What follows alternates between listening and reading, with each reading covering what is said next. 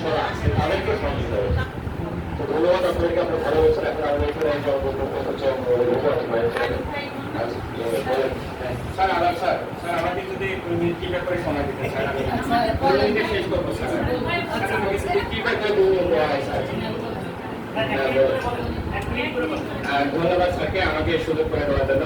Sir আসলে আমি union দুর্যোগ স্বেচ্ছাসেবক দলের একজন সদস্য। আমরা মূলত যে কাজগুলো করে থাকি সেগুলো হলো যেমন দুর্যোগের সময়, ঘূর্ণিঝড়ের সময় আমরা প্রত্যন্ত এলাকায় বাস করি স্যার।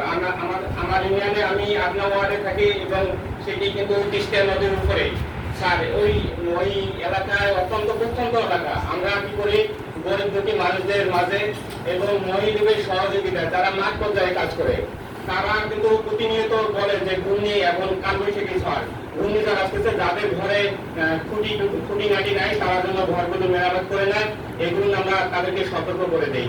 সেই সাথে আমাদের এখনো বর্ষাকাল চলতেছে। বর্ষাকালে আমাদের এই 7, 8, 9 ভাদাইঙ্গনের 7, 8, 9 নং ওয়ার্ডের রাস্তাগুলো অধিকাংশই কিন্তু কাঁচা।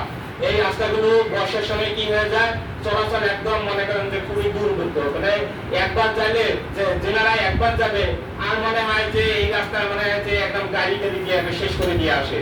তো আমরা কি করি, আমরা নিজ উদ্যোগে আমাদের কিছু দোয়াই করি আপনা ওয়ার্ডের মেম্বারের সহযোগিতা এবং আমাদের কিছু যুব সমাজ আছে তাদের স্বেচ্ছাসেবকের সবাইকে ডেকে নিয়ে আমরা কি করি, যেখানে পানি জমা হয়ে থাকে সেই জমাট পানিগুলো আমরা কেটে দেওয়ার ব্যবস্থা করে দিই, যাতে করে রাস্তাটা খুবই তাড়াতাড়ি যাতে মানুষজনের শুকিয়ে যায়, যেন চলাচল করতে পারে।